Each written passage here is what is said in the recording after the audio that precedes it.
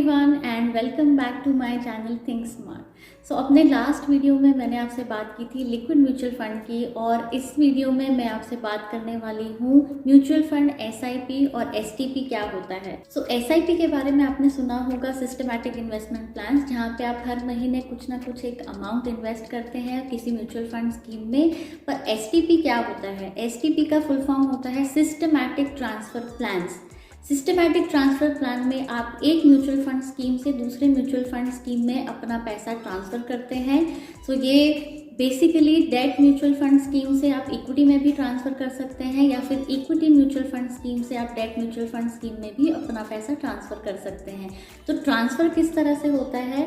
आपको एक स्कीम में जो कि सोर्स स्कीम होती है वहाँ पे अपना लमसम अमाउंट पार्क करना होता है, और उस स्कीम से आप सिस्टमैटिकली कुछ मंथ के बेसिस पे या वीकली बेसिस पे या डेली बेसिस पे या क्वार्टरली बेसिस पे एक अमाउंट आप सिस्टमैटिकली ट्रांसफ़र करते हैं from your source scheme to your destination scheme. तो मैं एक एग्जाम्पल के थ्रू इसको समझाती हूँ। फॉर एग्जाम्पल, आपके पास में 1,00,000 रुपए हैं जो आपने lump sum amount liquid mutual fund में या डेट स्कीम में इन्वेस्ट कर दिया। अब क्या होगा कि आपने सोचा कि मैं क्वार्टरली बेसिस पे यानी कि 3 महीने में एक बार एक अमाउंट यानी कि 20,000 का अमाउंट मुझे लिक्विड म्यूचुअल फंड से एक इक्विटी म्यूचुअल फंड की स्कीम में ट्रांसफ़र करना है। तो 3 महीने के बाद में आप अपना वो अमाउंट 20,000 का लिक्विड म्यूचुअल फंड से ट्रांसफ़र करके किसी इक्विटी म्यूचुअल फंड की स्कीम में शिफ्ट कर सकते हैं या ट्रांसफ़र कर सकते हैं। तो यहाँ पे फ़ायदा क्या होता है, रीज़न क्या है या पर्पस क्या है ये करने का? एक पर्पस होता है from debt mutual fund to equity mutual fund का।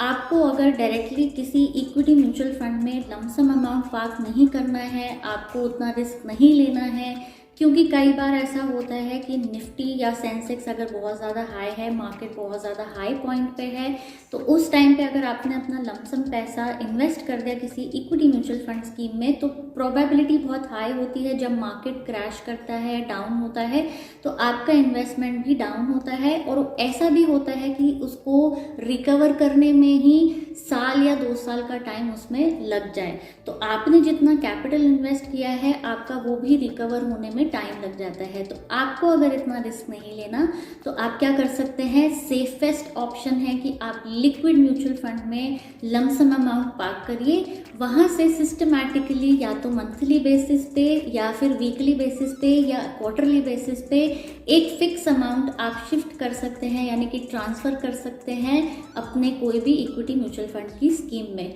तो लिक्विड म्यूचुअल फंड का भी रिटर्न आपको वहाँ से मिल जाएगा, और जब आपका पैसा वहाँ से ट्रांसफ़र होके इक्विटी स्कीम में जाएगा तो आपको एवरेजिंग मिल जाएगी एनएवी की, कि जैसे मान लीजिए आपने मंथली बेसिस पे 20,000 शिफ्ट करने का या ट्रांसफ़र करने का प्लान किया है, तो 20,000 वहाँ से निकल करके आपका इक्विटी म्यूचुअल फंड स्कीम में इन्वेस्ट होता जाएगा, और 20,000 आपकी डिफरेंट एनएवी पे, मंथली बेसिस पे आपकी डिफरेंट एनएवी पे इन्वेस्ट होगा इक्विटी स्कीम में, तो वहाँ पे आपको एवरेजिंग का बेनिफिट भी मिलता है। तो कभी कम एनएवी पे आपको ज़्यादा यूनिट्स भी मिल सकती हैं और आपका रिस्क भी कम हो जाएगा। तो यहाँ पे लमसम पार्क करने में मार्क टू मार्केट रिस्क बहुत होता है, पॉइंट टू पॉइंट चलता है, जबकि अगर आप रेगुलर इंटरवल में छोटा छोटा अमाउंट ट्रांसफ़र करते जाते हैं तो वो बिल्कुल आपकी एसआईपी की तरह काम करता है।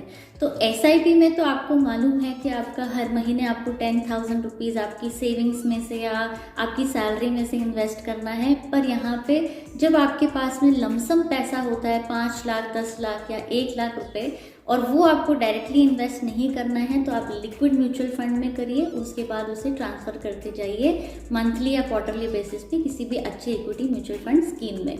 अब बात कर लेते हैं कि यहाँ पे जब आप ट्रांसफ़र करते हैं तो आपको रिडम्पशन या एग्जिट लोड या फिर आपको टैक्सेशन किस हिसाब से लगता है।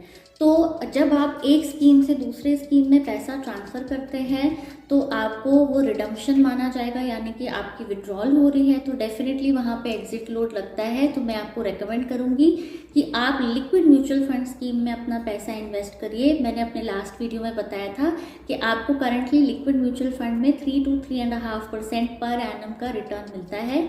तो आप क्या कर सकते हैं, 7 दिन के बाद में यानी कि 7 डेज के बाद में वहाँ पे एग्जिट लोड 0 हो जाता है। तो इस तरह का सिस्टमैटिक ट्रांसफ़र प्लान चूज़ करिए जहाँ पे आप 7 दिन के बाद में आपका ट्रांसफ़र होना स्टार्ट हो। तो आपको इस तरह से एग्जिट लोड 0 लगेगा। और सेकेंडली यहाँ पे टैक्सेशन आपको जो डेट म्यूचुअल फंड का होता है वो ही एप्लीकेबल होगा। ये भी मैंने अपने लास्ट वीडियो में आपको बताया था कि short term capital gain tax आपको लगेगा अगर आप 3 साल से पहले अपना पैसा डेट म्यूचुअल फंड से ट्रांसफ़र करते हैं या विड्रॉ करते हैं या रिडीम करते हैं, तो ये आपके इनकम टैक्स स्लैब के हिसाब से आपको काउंट होता है। सो आपकी एसटीपी 2 तरीके से हो सकती है, एक होती है फिक्स और एक होती है कैपिटल अप्रिसिएशन। मतलब कि फिक्स में क्या होता है, आप एक अमाउंट डिसाइड कर लेते हैं कि मुझे हर महीने 20,000 अपना लिक्विड म्यूचुअल फंड या डेट म्यूचुअल फंड में से ट्रांसफ़र करना है किसी इक्विटी म्यूचुअल फंड में, और आप फ्रीक्वेंसी भी डिसाइड कर लेते हैं कि मुझे मंथली बेसिस पर ही ये ट्रांसफ़र करना है। तो ये होता है फिक्स।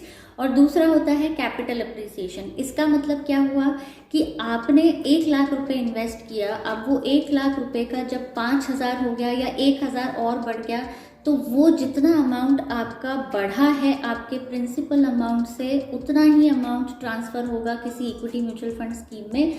अगर कैपिटल अप्रिसिएशन नहीं हुआ है यानी कि आपके प्रिंसिपल अमाउंट में से कुछ भी आपको इंक्रीमेंटल अमाउंट या बढ़ के अमाउंट नहीं मिला है, तो आपका ट्रांसफ़र नहीं होगा।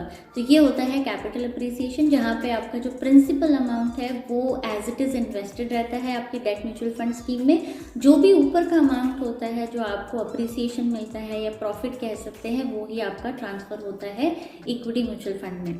तो मैं लास्ट में एक बार समराइज़ कर देती हूँ कि कौन से इन्वेस्टर्स को एसटीपी लेना चाहिए। जो इन्वेस्टर्स लमसम पैसा अपना इक्विटी म्यूचुअल फंड में डालना नहीं चाहते, रिस्क नहीं लेना चाहते, उन्हें एसटीपी के थ्रू ही इन्वेस्ट करना चाहिए इक्विटी म्यूचुअल फंड में। और जो लोग एसआईपी की जगह एक लमसम अमाउंट पार्क करना चाहते हैं म्यूचुअल फंड में, जिनके पास में एक अच्छा खासा कॉर्पस है, 1 लाख, 2 लाख, 5 लाख, 10 लाख का, तो वो अपना पैसा इन्वेस्ट कर सकते हैं। अदरवाइज जब आपको मंथली बेसिस पर ही कुछ अमाउंट साइड पे रख के इन्वेस्ट करना है तो गो फॉर एसआईपी।